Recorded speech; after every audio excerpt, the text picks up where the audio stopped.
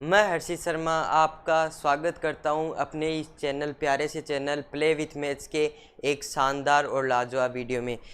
ये पहला लेक्चर होने जा रहा है मैथ्स का। हम पढ़ेंगे 12th की मैथ्स, और 12th मैथ्स बहुत ही इम्पोर्टेंट है। 12th मैथ में दो किताबें हैं, फर्स्ट और सेकंड। फर्स्ट बुक में 6 चैप्टर हैं और सेकंड बुक में 7 चैप्टर हैं। तो उनकी स्टडी हम पूरे इस मैथ की क्लासेज में करने वाले हैं। अब मैथ का पहला लेक्चर है। मैं हर्षित शर्मा आपको 12th मैथ पढ़ाऊँगा। पहले मैं आपको फर्स्ट जो बुक है उसका पूरा इंट्रोडक्शन दे देता हूँ कि उसमें कौन कौन से चैप्टर हैं और कैसे कैसे वो 11th के चैप्टरों से लिंक है। तो उनके बारे में मैं आपको पहले बता देता हूँ। ये देखिए, मैंने पूरा मैप बनाया हुआ है। पहला चैप्टर है 12th मैथ्स का, फर्स्ट बुक है, उसका पहला चैप्टर है संबंध एवं फलन, रिलेशन एंड फंक्शन। ठीक है, जो रिलेशन एंड फंक्शन नाम का चैप्टर है वो 11th के सेट समुच्चय से लिंक है पूरा का पूरा। जो वो प्रश्नावली थी समुच्चय नाम की, उसी की अगला वाला पढ़ाओ, अगला लेवल संबंध एवं फलन है। उसकी बस थोड़ी थोड़ी नॉर्मल चीज़ें हमें पता होनी चाहिए, ज़्यादा चीज़ों का हमें पता होना ज़्यादा ज़रूरी नहीं है। और अगर आपका बेसिक कमज़ोर है तो मैं बेसिक को साथ लेते हुए चलूँगा। इस तरीके से ये प्रश्नावली पढ़ाऊँगा कि आपको बेसिक ज़्यादा क्लियर करने की कोई ज़रूरत नहीं है। मैं बेसिक साथ साथ लेता चलूँगा। ठीक है, तो पहला चैप्टर होगा हमारा संबंध एवं फलन, रिलेशन एंड फंक्शन। फिर आगे चलेंगे तो हम पहुंचेंगे दूसरे चैप्टर में, प्रतिलोम त्रिकोणमितीय फलन, ITF, इनवर्स ट्रिग्नोमेट्रिक फंक्शन। नाम से ही पता चल रहा है, हमने 11th में जो ट्रिग्नोमेट्री पढ़ी थी वो थी सिर्फ त्रिकोणमितीय फलन, जिसमें हमने नॉर्मल ट्रिग्नोमेट्री पढ़ी थी। और ट्रिग्नोमेट्री तो हमारी पुरानी यार है, वो तो हमारे साथ शुरुआत से ही है। 8th में थी ट्रिग्नोमेट्री, 9th में थी, 10th में, 11th में, और अब 12th में भी हमारा पीछा नहीं छोड़ रही और आगे भी नहीं छोड़ेगी। इसका तो क्या कर सकते हैं। प्रतिलोम त्रिकोणमिति फलन, इनवर्स ट्रिग्नोमेट्रिक फंक्शन, नाम से ही पता चल रहा है 11th में त्रिकोणमिति थी, इसमें प्रतिलोम इनवर्स मतलब उल्टा, उसका जस्ट उल्टी चीज़ होगी इसमें, जस्ट उल्टे फॉर्मूले होंगे इसमें, सारी चीज़ें उल्टी होंगी। और आपको बस सस्पेंस क्रिएट करे हुए रखना है और देखना है बस जब मैं सेकंड नंबर चैप्टर पढ़ाऊँगा तो किस तरह से उसमें चीज़ें बदलेंगी। उसके आगे हम चलेंगे तो थर्ड नंबर चैप्टर आता है आव्यूह। इनके साथ मैं कॉन्सेप्ट भी ऐसे बताऊंगा जो हमारे रियल लाइफ के साथ कनेक्टेड हो। ठीक है, तो थर्ड नंबर चैप्टर आएगा आव्यूह। इसमें हम इम्पोर्टेंट कॉन्सेप्ट, क्वेश्चन, और उसके बाद में वो कैसे काम में आती है। जैसे ये ज़्यादातर बड़े स्तरों में काम आती है, जैसे बड़े स्तर कैसे हम जनसंख्या ज्ञात कर सकते हैं इससे आसान तरीके से, और भी चीज़ों में ये काम में आती है। अब उसके आगे चले तो ये भी एक इम्पोर्टेंट टॉपिक था।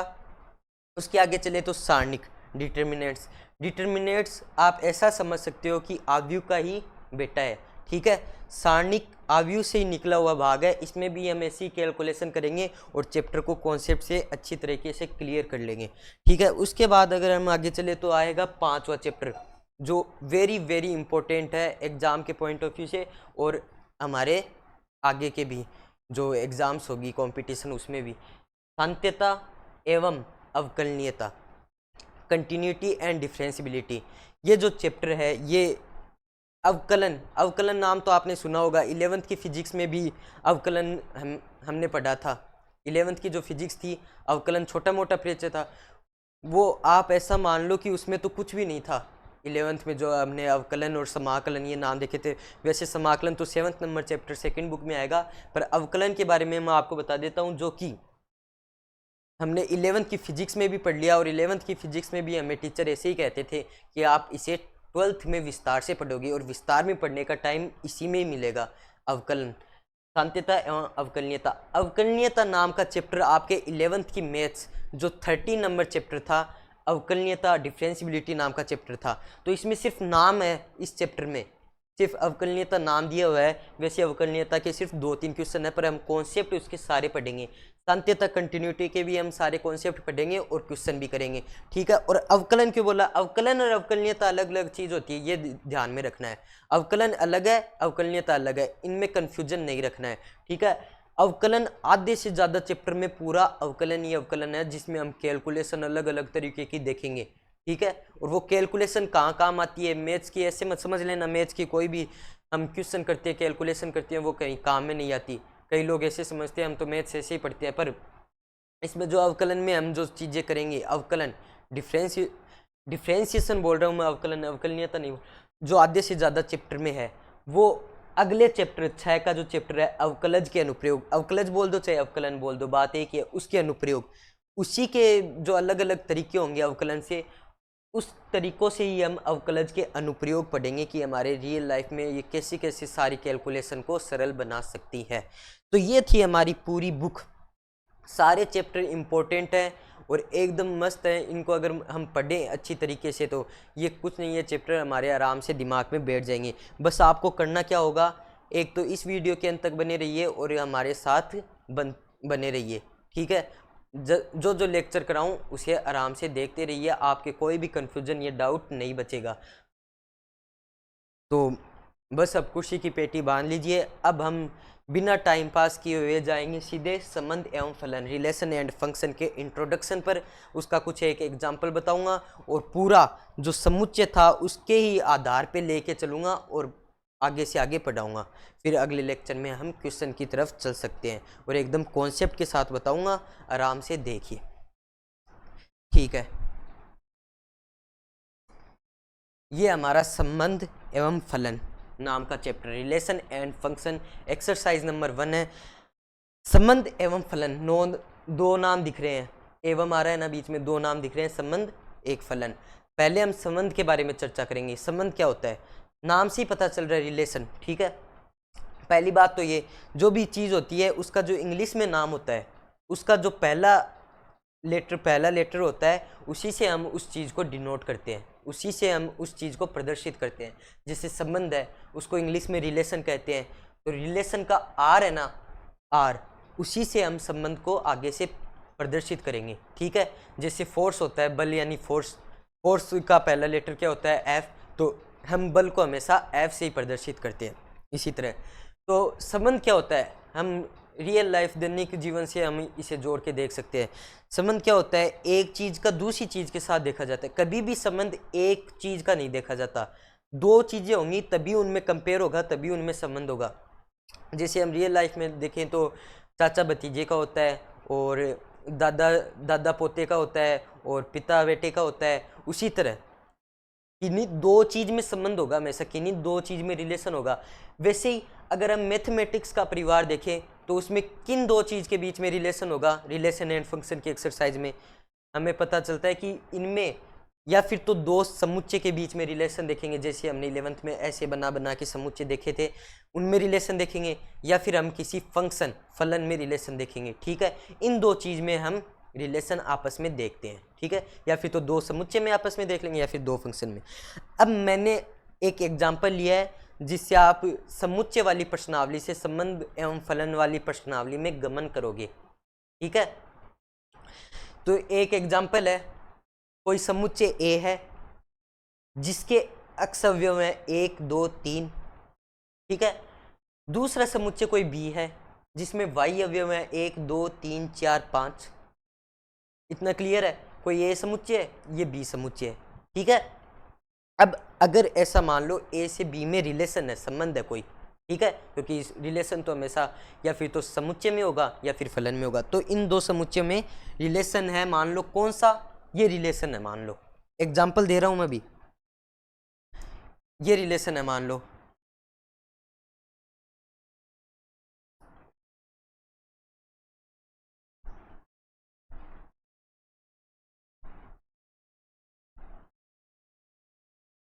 ठीक है।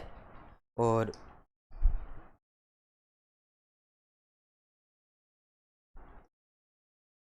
एक से एक में जा रहा है, दो से दो में जा रहा है, तीन से तीन में जा रहा है, ये रिलेशन है, ठीक है।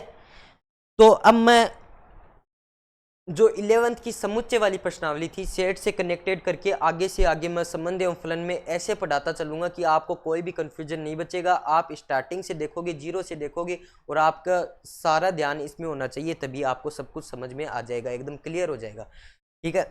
ए एक सेट है और दूसरा बी एक सेट है। ए से बी में कुछ इस प्रकार रिलेशन है कि एक के साथ संबंध करेगा, 2 2 के साथ, 3 3 के साथ। तो ये चीज तो आपको पता ही होगी, ये तो बेसिक सी नॉलेज है कि जहां से तीर निकलती है, पहले वाले सेट से जहां से तीर निकलती है, जिन जिन अवयवों से तीर निकलती है, उन्हें तो क्या कहते हैं हम? प्रांत, मतलब डोमेन। ठीक है, यहाँ पे एक, यहाँ पे 1 2 3, ये क्या है? प्रांत है, मतलब डोमेन। ओके, 1 2 3 क्या है? प्रांत, डोमेन। जहां से हमेशा तीर निकलती है, पहले वाले समुच्चय के अवयवों से, जिन जिन अवयवों से तीर निकलती है, उन्हें क्या कहते हैं? डोमेन कहते हैं। अब दूसरे वाले सेट की क्या कहानी है, जिसका रिलेशन पहले वाले सेट के साथ है? उनमें जिन जिन के तीर लगती है, पहले वाले सेट से जो तीर निकल के दूसरे वाले सेट के अवयवों को लगती है, मतलब जिन जिन अवयवों को लगेगी, उन्हें क्या कहेंगे? सहप्रांत, कोडोमेन। ठीक है, इन्हें क्या कहेंगे? प्रांत। और जिन जिन के तीर लगेगी, उन्हें कहेंगे कोडोमेन। ठीक है, तो यहाँ पे भी क्या है? 1 2 3, इसमें 1 2 3, इसमें ये क्या है? इसमें ये है कोडोमेन।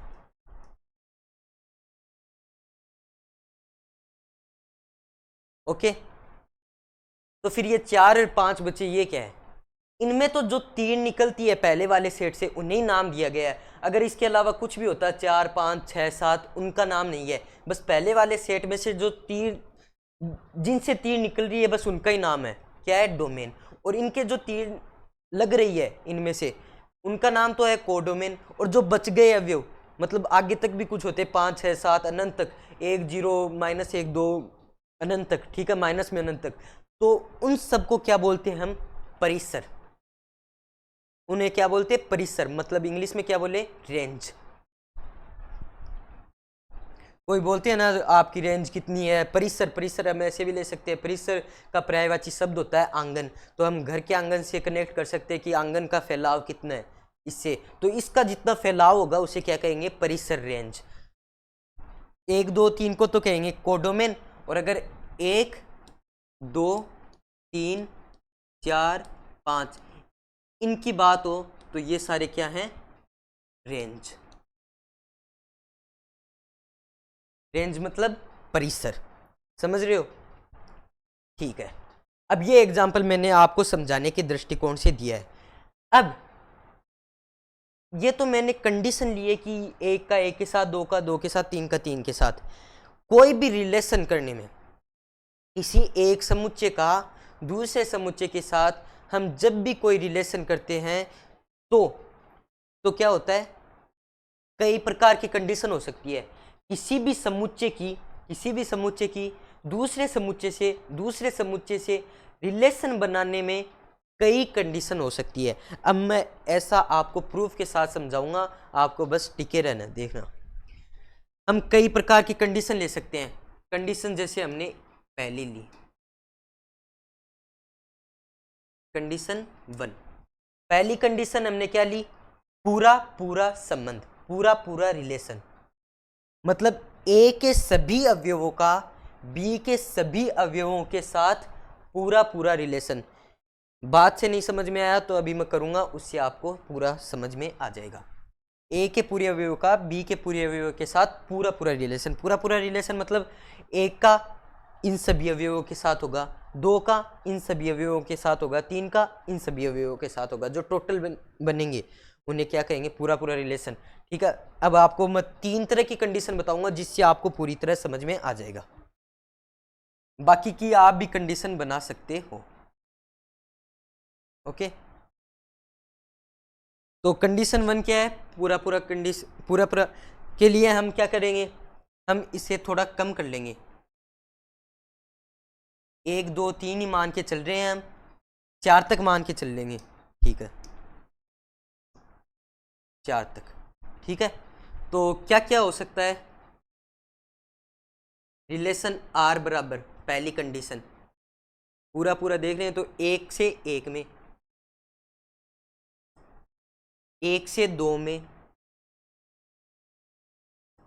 1 से 3 में बन जाए, 1 से 4 में बन जाए।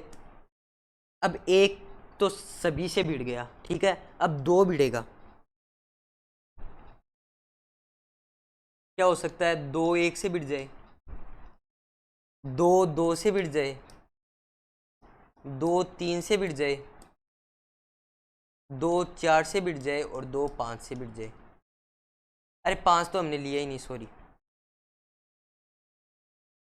4 तक ही लिया है हमने।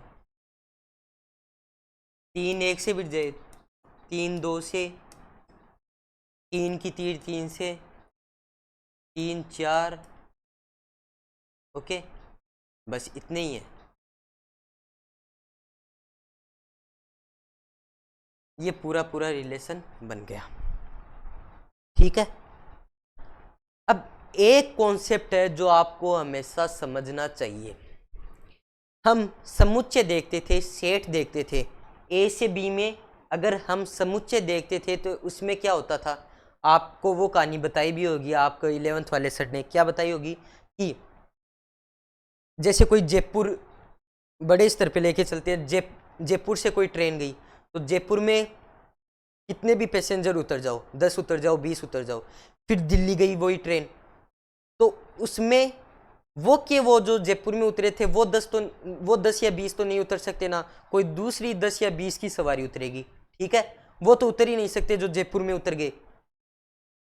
और इससे मैं ये बताना चाहता हूं कि जैसे एक का संबंध एक से है, इसे आप बस समझ लो, इसे आप स्टैंड समझ लो। एक का संबंध एक से है, वो एक में उतर गया तो वो का वो 2 में नहीं जा सकता, ठीक है। ऐसे कैसे होगा? उसका भूत जाएगा क्या कोई 2 में? एक का जो सेट है ना, समुच्चय, वो एक के साथ हो गया तो एक का अब 2 के साथ नहीं हो सकता। किसी एक अवयव का किसी एक प्रांत के 2 सह प्रांत नहीं हो सकते, ओके। एकदम कॉन्सेप्ट बता रहा हूं, लॉजिक के साथ आपको बस समझना है। किसी एक प्रांत के कितने 2 सह प्रांत नहीं हो सकते, ठीक है। पर क्या हो सकता है, ये जो दूसरा है, ये मान लो आप दूसरे में गया, ठीक है, दूसरे वाला दूसरे में गया, तीसरे वाला भी दूसरे में गया, एक या एक से ज्यादा सवारी एक ही स्टैंड पे उतर सकती हैं। एक प्रांत के 2 सह प्रांत नहीं हो सकते, पर 2 या 2 से ज्यादा प्रांत का एक सह प्रांत हो सकता है। ऐसा सिर्फ समुच्चय में होता था, सेट में होता था। अब हम बात किसकी कर रहे हैं? रिलेशन की। रिलेशन में एक हम सिर्फ संबंध देखते हैं कि किसका संबंध किसके साथ हो सकता है, पॉसिबिलिटी देखते हैं। इसमें हम जो चाहे वो ले सकते हैं। जैसे देखो, अब एक का एक के साथ भी हो गया, एक का 2 के साथ भी हो गया, एक का 3 के साथ भी ले रखा है, एक का 4 के साथ भी ले रखा है। अब आप तो बोलोगे एक वाले स्टैंड पे भी उतर गया, एक 2 वाले पर भी उतर गया, 3, ऐसे बार बार क्यों उतर सकता है? वो सिर्फ समुच्चय की कहानी थी, सेट की कहानी थी। ऐसा सिर्फ सेट में होता था, जबकि रिलेशन मतलब संबंध में ऐसा नहीं है। सभी के जितनी भी पॉसिबिलिटी है वो सारी पॉसिबिलिटी ली जाएगी, और ये रिलेशन भी प्रोबेबिलिटी मतलब प्रायिकता में थोड़ा बहुत इसी के कारण काम आता है, क्योंकि इसमें सारी संभावना को गिना जाता है। वैसे थोड़ा बड़ा कॉन्सेप्ट है, समझने में थोड़ी देरी लगेगी। आप पीछे वीडियो को रिवाइंड करके भी देख सकते हैं, आपके पास अच्छा ऑप्शन होता है, और आगे से आगे आपको चीज़ें अपना आप ही समझ में आती रहेगी। मैं कंडीशन 2 की ओर चलूँगा। कंडीशन 2, मैं आपको 2 तरह की कंडीशन बता रहा हूँ, ठीक है। आप कितनी भी कंडीशन बना सकते हो, घर पे आपका होमवर्क है, आप ज़्यादा से ज़्यादा बनाने की कोशिश करना। मैं कंडीशन क्या ले रहा हूँ? कंडीशन क्या ले रहा हूँ? मानना कि y वाला जो अवयव है वो x वाले अवयव से बड़ा ले लो। आप हमेशा हम डिनोट कैसे करते हैं चीज़ों को? x y से ही डिनोट करते हैं, बस ये x y की जगह ये अवयव है, ठीक है, ये रखे गए हैं। हमने कंडीशन क्या ली है? y वाला अवयव x से बड़ा होगा, y वाले ये अवयव है, x वाले ये अवयव है, तो सेट क्या होगा? रिलेशन बराबर y वाला x से बड़ा लेना है तो एक तो इनमें से कोई से ही बड़ा नहीं है, दो इनमें एक से बड़ा है, तो पहले वाला तो लेंगे एक, दूसरे वाला लेंगे दो। ये है x, ये है y, y x से बड़ा है वो वाला हमें लेना है, ठीक है। अब 3 देखेंगे, 3 एक से बड़ा है, 2 से बड़ा है, तो 3 का 1 से भी बनेगा और 3 का 2 से भी बनेगा। 4 1 2 3 तीनों से बड़ा है, तो 4 का तीनों के साथ बनेगा, 1 4 2 4 3 4, ठीक है। ये चीजें आपको क्लियर है क्या? ये अगर यहाँ पे नहीं दिख रहा है तो मैं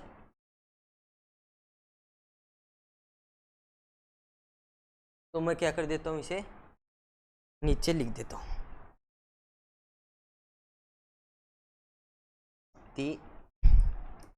3 और 4, ओके, सब कुछ क्लियर है ना? ठीक है। ऐसे कई तरह की कंडीशन ले सकते हो आप। x बड़ा हो y से, वो कंडीशन ले लो, x बराबर हो y से, वो वाली कंडीशन ले लो, कुछ भी कंडीशन आप ले सकते हो, ठीक है। अब इन कंडीशन में से भी मैं किसी एक, ये मतलब आप स्टाइल मान सकते हो एक तरह की, कि रिलेशन बनाने की अलग अलग तरह की स्टाइल हो सकती हैं। अगर मैं किसी एक स्टाइल को लेके चलूँ तो उनमें भी क्या हमें दिखा, गणितज्ञों को क्या दिखा कि उनमें भी एक से ज़्यादा तरह की स्टाइलें होती हैं। वो मैं आपको दिखाऊंगा, सिर्फ दिखाऊंगा, उस पर चर्चा हम कल के लेक्चर में करेंगे, ठीक है। तो चलते हैं, इंट्रोडक्शन हमने अच्छी तरह से कर लिया है। अब मैंने जो पहली वाली है वो की वो उठा ली है, ठीक है। इसमें ये भी था 1 4 2 4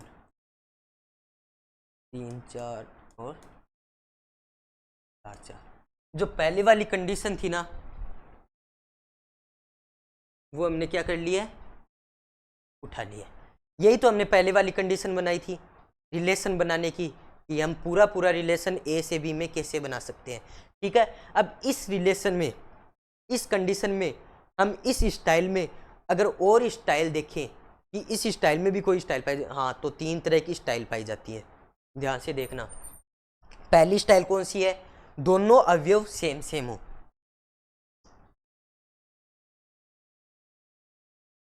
ये देखो, ये फर्स्ट नंबर स्टाइल है। यहाँ पे क्या है, जो दोनों अवयव हैं एक एलिमेंट के, जो दो सब एलिमेंट है वो दोनों सेम है, x और y सेम है। एक स्टाइल तो ये पाई गई जिसे क्या कहते हैं, स्वतुल्य। इसका नाम क्या है, स्वतुल्य। इसे वैज्ञानिकों ने क्या नाम दिया, स्वतुल्य, या फिर इसे रिफ्लेक्सिव भी कहते हैं, इसे रिफ्लेक्सिव संबंध, रिफ्लेक्सिव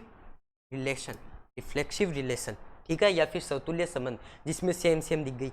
अब दूसरी स्टाइल कौन सी है, दूसरी स्टाइल ये है कि इसका सेकंड कलर से ये 1 2 दिख रहा है, तो इसका उल्टा भी इसी संबंध में विद्यमान है क्या, इसका उल्टा क्या होगा, 2 1, वो है इस संबंध में, वो क्या है, मौजूद है इस संबंध में, ठीक है। 1 3 दिख रहा है, 1 3 दिख रहा है, इसका उल्टा इसमें दिख रहा है क्या, 1 3 दिख रहा है, उसका उल्टा ये रहा 3 1 दिख रहा है, और 2 1 का तो हो ही गया, 2 3 दिख रहा है, उसका उल्टा भी दिख रहा है, 3 2 2 4 दिख रहा है, उसका भी उल्टा दिख रहा है, 4 2, और क्या, उसका उल्टा नहीं दिख रहा। यही चीज मैं आपको बताना चाह रहा था, उसका उल्टा नहीं दिख रहा, 2 4 का उल्टा नहीं दिख रहा। कई लोग क्या करते हैं, वो समतुल्य देख लिया, बस समतुल्य है, तो उनका बेसिक तो कमजोर होता ही है, उन्हें चीजें कोई बताता नहीं है। उन क्रम तो आपको यही ध्यान रखना है, पहले समतुल्य देखना है, फिर सम्मित देखना है, फिर संक्रामक देखना है। ये 3 तरह की चीजें होती है, इन्हें लाइन वाइज ही देखना है। समतुल्य आपने देख लिया तो कई क्या करते हैं, समतुल्य देख लिया इसका मतलब सम्मित भी हो गई, पर नहीं, देखो यहाँ पे ध्यान से, सम्मित नहीं है, यहाँ पे 2 4 तो दिख रहा है, पर कहीं पे आपको 4 2 दिख रहा है क्या, नहीं दिख रहा। उल्टा अगर सभी जगह दिखे तभी वो सम्मित है। तो यहाँ पे ये एग्जाम्पल क्या है, सम्मित नहीं है। अगर सभी के उल्टे मिल जाते तो क्या होता, सम्मित होता। ये 3 चीजें होती हैं, सम्मित नहीं है, सिमेट्रिक। सम्मित को क्या बोलते हैं, सिमेट्रिक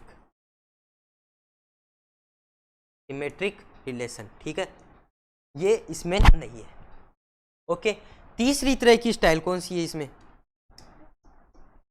तीसरी तरह की स्टाइल ये है कि अगर आपको 1 2 दिख रहा है, जैसे आपको 1 2 दिख रहा है, अब 2 लास्ट वाला अवयव पकड़ लो, अब 2 से स्टार्ट होने वाला आपको कहीं दिख रहा है क्या?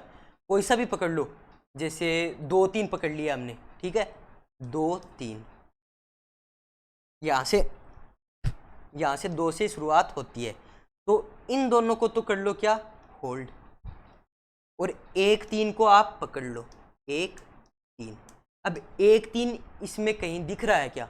हाँ दिख रहा है, इसका मतलब ये संक्रामक होगा, ठीक है।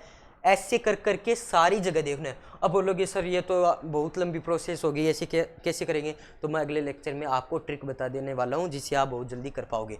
ऐसे ऐसे देखना है, मतलब अगर आपने 3 2 उठा लिया, अब 2 से शुरू होने वाला मान लो ये उठा लिया आपने, 2 4, ओके, 2 से ख़त्म हुआ, 2 से चालू हुआ, और 3 4 बचा, 3 4 आपको यहाँ पे कहीं दिख रहा है क्या? 3 4 हाँ दिख रहा है, इसका मतलब ये क्या है? इसका मतलब बोलोगे संक्रामक है, पर ऐसा नहीं है। देखो आप अगर 3 4 को उठा लो, नहीं ये पूरा संक्रामक है, हमें 2 एग्जाम्पलों से ही पता चल गया संक्रामक है, वरना पूरा भी चेक करना पड़ सकता है। तो ये क्या है? संक्रामक है। वैसे मैं अगले लेक्चर में इसकी ट्रिक बता दूंगा। संक्रामक को क्या बोलते हैं? संक्रामक को बोलते हैं ट्रांजिटिव, ओके, तो ये हो गया। और अगर ये तीनों पाए जाएंगे किसी रिलेशन में, ये तीनों पाए जाएंगे तो उसे क्या बोलेंगे? तुल्यता या फिर इक्विवेलेंट, ठीक है। ये अगर तीनों पाए जाए, इनके बारे में हमने थोड़ा थोड़ा ही पढ़ा, अगले लेक्चर में हम विस्तार से पढ़ेंगे। तब तक के लिए आपको थैंक यू फॉर वॉचिंग, मिलेंगे अगले लेक्चर में। जय हिंद जय भारत, सब्सक्राइब करना।